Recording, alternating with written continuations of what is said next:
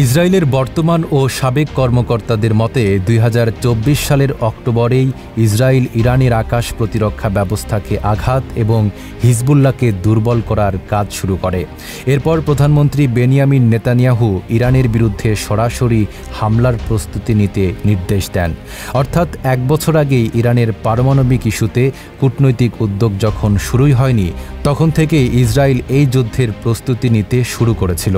কেবল তাই নয়, ইসরায়েলি গোয়েন্দারা গোপনে বৈঠক করে ইরানের পরমাণু বিজ্ঞানী ও সামরিক নেতাদের একটি তালিকা তৈরি করেন, যাদের ভবিষ্যতে হত্যা করা হতে পারে।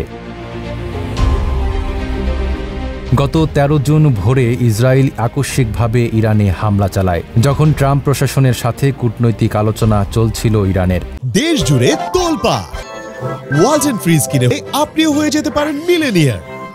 যদিও সে হামলার জবাব বেশ ভালোভাবেই দিয়েছে ইরান, তবে ইসরায়েলের দাবি এই হামলার মধ্য দিয়ে তারা নিজেদের লক্ষ্য অর্জন করতে পেরেছে। এই হামলা নতুন কোনো গোয়েন্দা তথ্যের ভিত্তিতে নয়, বরং আগে থেকেই তৈরি করা পরিকল্পনার বাস্তবায়ন ছিল। ইসরায়েলের আরেকটি বড় কৌশল ছিল যুক্তরাষ্ট্রের সমর্থন পাওয়া। তাদের ধারণা ছিল যুক্তরাষ্ট্রের অংশগ্রহণ থাকলে অভিযান আরও ফলপ্রসূ হবে। এই উদ্দেশ্যে তারা যুক্তরাষ্ট্রের গোয়েন্দা সংস্থার সঙ্গে একাধিক বৈঠক করে। তবে ইসরায়েল সিদ্ধান্ত নিয়ে ফেলে যে যুক্তরাষ্ট্র পাশে থাকুক বা না থাকুক, জুনের মধ্যে তারা এই হামলার সিদ্ধান্ত নেওয়া হয়েছিল এপ্রিলেই, নেতানিয়াহু আর ট্রাম্পের মধ্যকার বৈঠকের আগেই।